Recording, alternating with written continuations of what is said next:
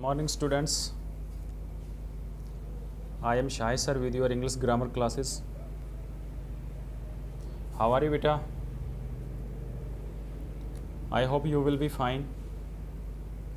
Okay students, last class we have discussed on the topic future indefinite tense and I have already discussed that कि future जो tense होता है वो future के बारे में बात करता है, यानी भविष्य के बारे में बात करता है. फॉर एग्जाम्पल मैं कल जाऊंगा, मैं कल खेलूंगा, जाऊंगा, इस तरह का जो सेंटेंस आता है वहाँ पास फ्यूचर इंडेफिनिट टेंस का यूज़ करते हैं बेटा. उसके बाद हमारा आगे आता है फ्यूचर कॉन्टिन्यूस टेंस. मैं कल अपने दोस्त की शादी में नाच रहा हूँगा, मतलब आई don't no confirm that but prediction is that tomorrow I will be dancing. मैं कल डांस कर रहा हूँगा. तो जहाँ पर ऐसा सेंटेंस आता हो कि मैं कल ये काम कर रहा हूँगा, यानी रहा हूँगा कंफर्म नहीं है लेकिन आप प्रिडिक्शन कर रहे हैं, तो इस तरह के सेंटेंस के लिए हम फ्यूचर कॉन्टिन्यूस टेंस का यूज़ करते हैं बेटा. As you know that first of all we have need to know the sentence structure of any tense. जैसे प्रीवियस टॉपिक्स में हम डिस्कस कर चुके हैं. So here first of all we have need to know about the sentence structure of future continuous tense. तो बेटा future continuous tense का इस्तेमाल वहाँ होता है जहाँ पर किसी काम को कर रहा होगा, प्रेडिक्शन हो, अनुमान लगा रहा हो, कल मैं अपने दोस्त की शादी में नाच रहा हूँगा.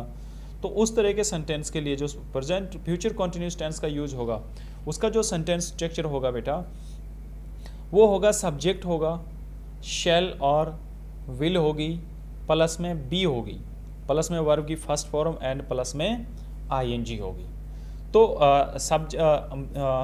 देखिए मैं बता चुका हूँ उसमें फ्यूचर इंडेफिनिट टेंस जब हमने पढ़ा था कि if the subject is first person then we can use shall, if the subject is second और third person we can use will. But some circumstances in which that we can use will with the first person. तो क्यों करते हैं वो मैंने बताया था कि when we have emphasis of some things we have determined that I will go to Chandigarh tomorrow. तो वहाँ पर हम यूज़ करते हैं आई के साथ विल का और ही के साथ शैल का, जहाँ पर डिटरमाइंड होते हैं हम किसी काम करने के लिए. तो बेटा सिंपल सेंटेंस में हमारे जो फ्यूचर कॉन्टिन्यूस टेंस होता है उसमें सब्जेक्ट होता है, शैल और will according to subject use करेंगे हम, एंड उसके साथ में बी लगेगी, प्लस में वर्ब की फर्स्ट फॉर्म एंड प्लस में आईएनजी. तो लेट्स सी, देखते हैं कि एक sentence the gardener will be watering the plants. माली पेड़ों को पानी दे रहा होगा, I don't know, we have not confirm that कि वो ये काम कर रहा होगा, but just a imagine predictions, वो ये काम कर रहा होगा. माली पेड़ों को पानी दे रहा होगा. They will be playing football, वो फुटबॉल खेल रहे होंगे. ठीक है. तो बेटा first of all every student must be remember the sentence structure of the tense. And ये हमारा था सिंपल फ्यूचर कॉन्टिन्यूस टेंस के जो वाक्य बनाया था मैंने. उसके बाद नेक्स्ट जो है वो हमारा नेगेटिव. तो बेटा नेगेटिव के क्या सेंटेंस स्ट्रक्चर होता है, सब्जेक्ट होगा, शैल और विल होगी according to subject, and then not, and then be. It means कि नॉट पुट विल और शैल या विल और बी के बीच में हम नॉट को पुट करेंगे, प्लस में वर्ब की फर्स्ट फॉर्म एंड प्लस में आईएनजी एंड देन ऑब्जेक्ट. तो देखते हैं उसी सेंटेंस को हम अब नेगेटिव में बनाएंगे.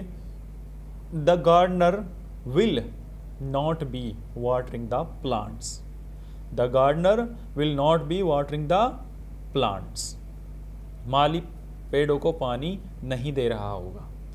दे will not be playing football, वो फुटबॉल नहीं खेल रहे होंगे.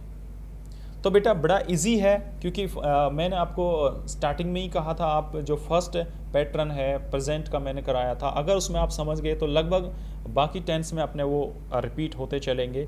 और बस थोड़ा सा ध्यान रखना है सेंटेंस स्ट्रक्चर का। जैसे अब यहाँ पर बी लग रही है, बाकी जो हमने टेंस पढ़े थे वहाँ बी नहीं थी किसी के साथ में भी। तो उसके बाद बेटा हमारा आता है इंटरोगेटिव। इंटरोगेटिव में क्या होता है, वही शैल और विल, जो वर्ब हैं, कौन सी वर्ब हैं, हेल्पिंग वर्ब है, लेकिन हेल्पिंग वर्ब कौन सी है, सेकेंडरी हेल्पिंग वर्ब हैं, तो उनको सब्जेक्ट से पहले पुट कर देंगे हम। Just will the gardener be watering the plant, क्या माली पौधों को पानी दे रहा होगा, इस तरह से।